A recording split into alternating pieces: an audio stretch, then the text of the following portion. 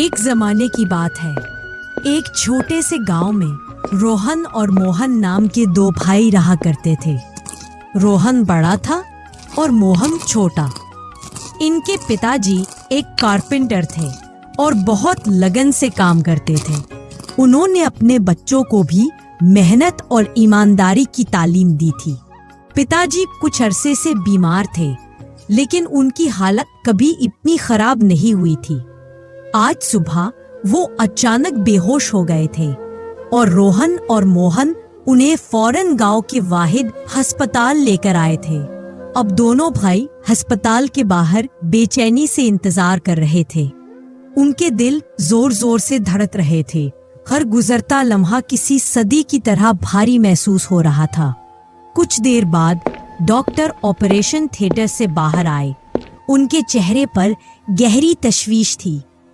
Doctor साहब, मेरे पिताजी कैसे हैं? वो ठीक तो हो जाएंगे ना? उनके अलावा हम दोनों भाइयों का इस दुनिया में कोई भी नहीं है। हमारा तो वही सहारा है। देखिए बेटा, मैं जानता हूं कि यह घड़ी आपके खानदान के लिए बहुत मुश्किल है। हम अपनी पूरी कोशिश कर रहे हैं, हर मुमकिन तदबीर कर रहे हैं, लेकिन उनकी हालत बहुत नाजुक है।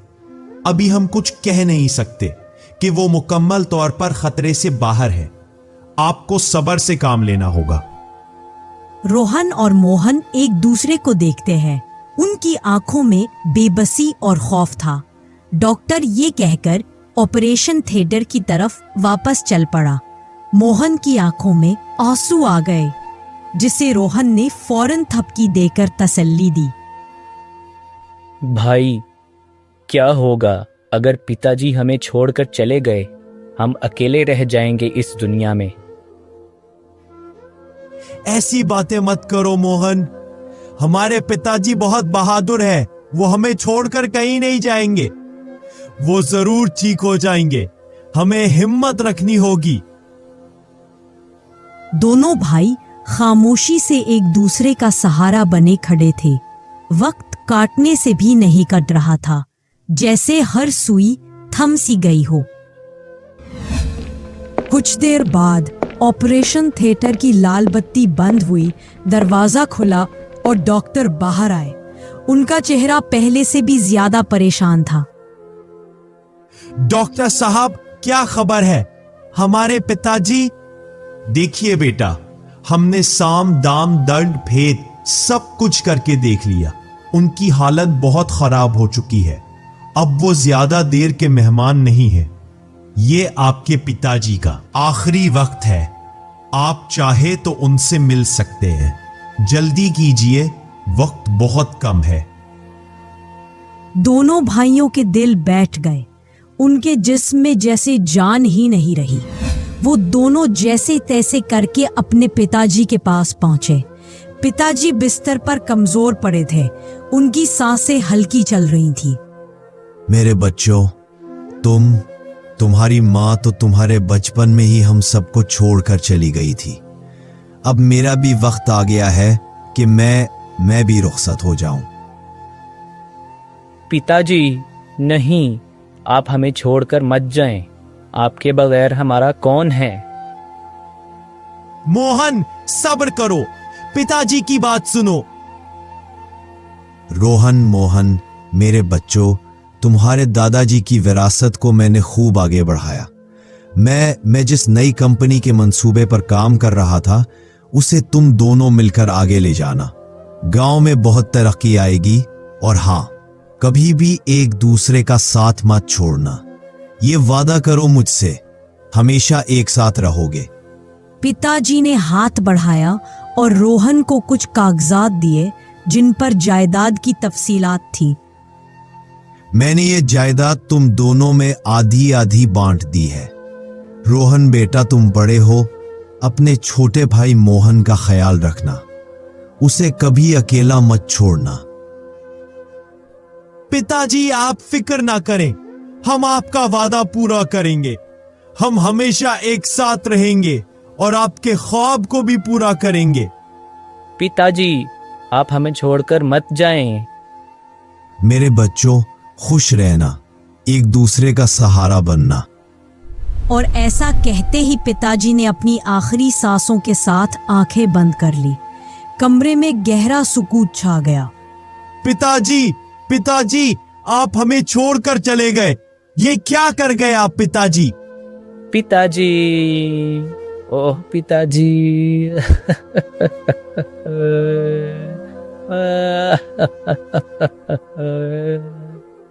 रोहन ने फौरन खुद को संभाला, हालांकि उसका दिल भी टूट चुका था। उसने मोहन को अपने बाजुओं में लिया। रो मत मेरे भाई, रो मत। आज से मैं ही तेरे पिताजी के सामान हूं। मैं तुम्हें कभी अकेला नहीं छोड़ूंगा। हम दोनों मिलकर सब संभाल लेंगे।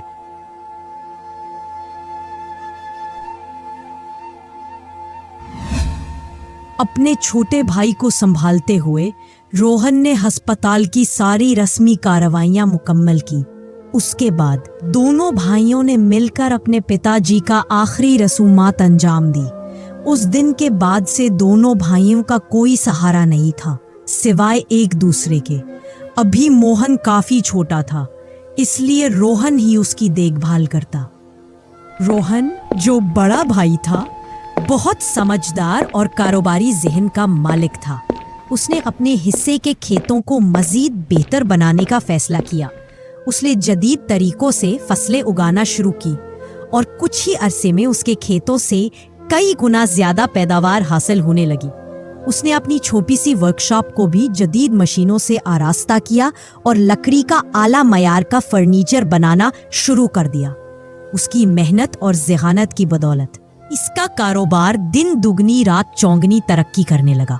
रोहन जल्द ही गांव का सबसे दौलतमंद शख्स बन गया। वो हमेशा महंगी गाड़ी में सफर करता, खूबसूरत लिबास पहनता और उसका घर हर किस्म की आसाइशों से भरा रहता था। दूसरी तरफ मोहन, जो छोटा भाई था, बहुत ही सादा और काहिल तबीयत का मालिक था। उसे मेहनत से जी जराता था। उसने अपने हिस्से के खेतों को यूं बड़ा रहने दिया और वर्कशॉप पर भी तवज्जो नहीं दी। वो ज्यादातर वक्त दोस्तों के साथ गपशप में गुजारता और बेफिक्री से अपनी जिंदगी गुजारता था। उसके पास जो थोड़ा बहुत पैसा था, वो भी उसने जल्द ही उड़ा दिया। कुछ ही अरसे में मोहन की माली हालत बहुत खराब हो गई। उसे अपने गुजारे के लिए दूसरों से कर्ज लेना पड़ता था। वो अक्सर फटे पुराने कपड़ों में नजर आता और उसकी झोपड़ी भी किसी गरीब के घर से कम नहीं थी। रोहन को अपने छोटे भाई की इस हालत पर बहुत दुख होता था। इसने कई बार मोहन को समझाने की कोशिश की कि वो मेहनत करे और अपने कारोबार पर तवज्जो दे, लेकिन मोहन उसकी बात एक कान से सुनकर दूसरे कान से निकाल देता था।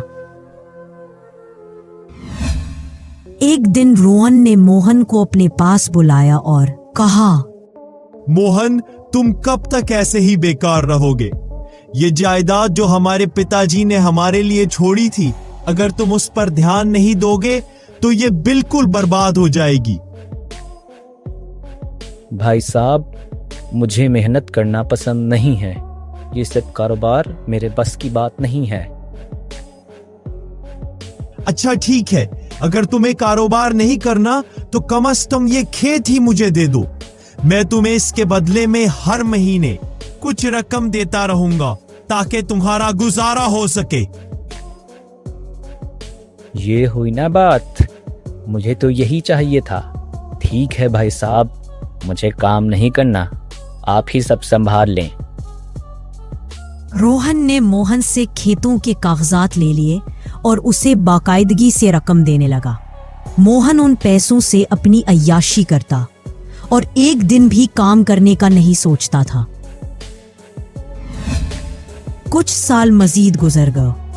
रोहन का कारोबार मजीद फल फूल गया था और उसने अपनी वर्कशॉप में बहुत से लोगों को रोजगार भी फराहम किया था। मोहन की हालत बद से बदतर होती जा रही थी। जो थोड़ी बहुत रकम रोहन उसे देता था, वो भी उसके लिए नाकाफी हो गई थी। वो अक्सर रोहन से मजीद रकम का मुतालबा करता और रोहन उसे देता भी रहता, लेकिन उसे ये देखकर अफसोस होता था कि उसका भाई अपनी जिंदगी बर्बाद कर रहा है। एक शाम रोहन अपने दफ्तर में बैठा काम कर रहा था कि उसे शोर की आवाज सुनाई दी। बाहर निकला तो देखा कि मोहन कुछ लोगों के साथ खड़ा है और उनसे झगड़ रहा है। क्या हुआ मोहन? भाई साहब, ये लोग मुझसे अपने पैसे वापस मांग रहे हैं। मेरे पास इन्हें देने के लिए कुछ भी नहीं है।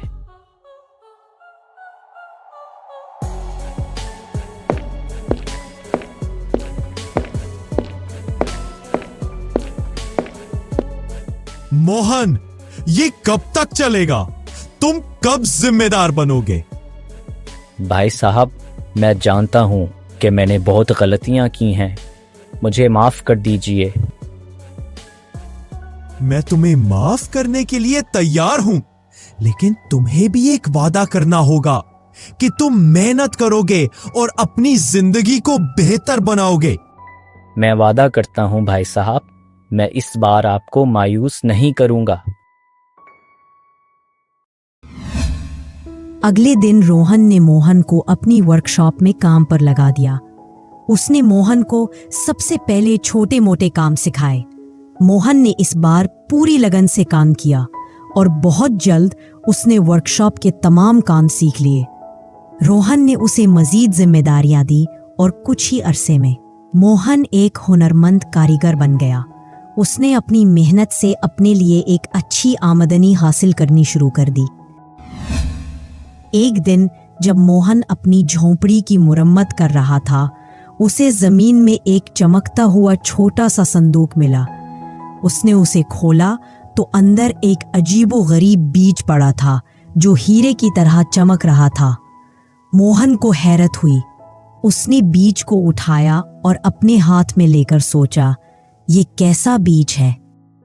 ए मेहनतकश जवान, ये आरजुओं का बीज है जो तुम्हारे दिल की सच्चाई से फलता है। इसे अपने खेत में बो दो और हर रोज इसका ख्याल रखो।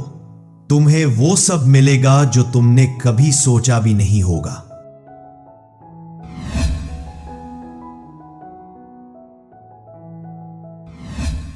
कुछ ही हफ्तों में इस बीज से एक नन्हा पौधा निकला। पौधा आम पौधों जैसा नहीं था। उसके पत्ते भी हीरे की तरह चमकते थे और फूलों से हल्की हल्की मौसीकी की आवाज आती थी। मोहन की हैरत की इंतहा ना रही जब एक दिन उसने देखा कि इस पौधे की एक शाख पर सोने के सिक्कों का गच्छा लटक रहा है। वो फौरन सिक्कों को तोड़ कर लाया और अपनी जरूरतें पूरी की। इस पौधे ने मोहन की जिंदगी बदल दी। वो हर रोज पौधे की देखभाल करता और पौधा उसे हर रोज कुछ ना कुछ देता। कभी सोने के सिक्के, कभी कीमती मोती और कभी ऐसे हीरे जो रोशनी खारिज करते थे। मोहन ने इन खजानों को अच्छे कामों में इस्तेमाल करना शुरू किया। उसने अपनी झोपड़ी को एक खूबसूरत घर में बदल दिया, गांव वालों की मदद की और अपने लिए भी एक शानदार वर्कशॉप बना ली जहां वो मजीद फर्नीचर बनाता था। उसने अपने वालिद के पुराने ख्वाब को पूरा किया। रोहन को ये देखकर हैरत हुई कि मोहन की हालत इतनी तेजी से कैसे बेहतर हो गई। वो एक दिन मोहन के पास आया और बोला, मोहन, तुम्हारी किस्मत कैसे बदल गई? तुम तो कभी मेहनत नहीं करते थे।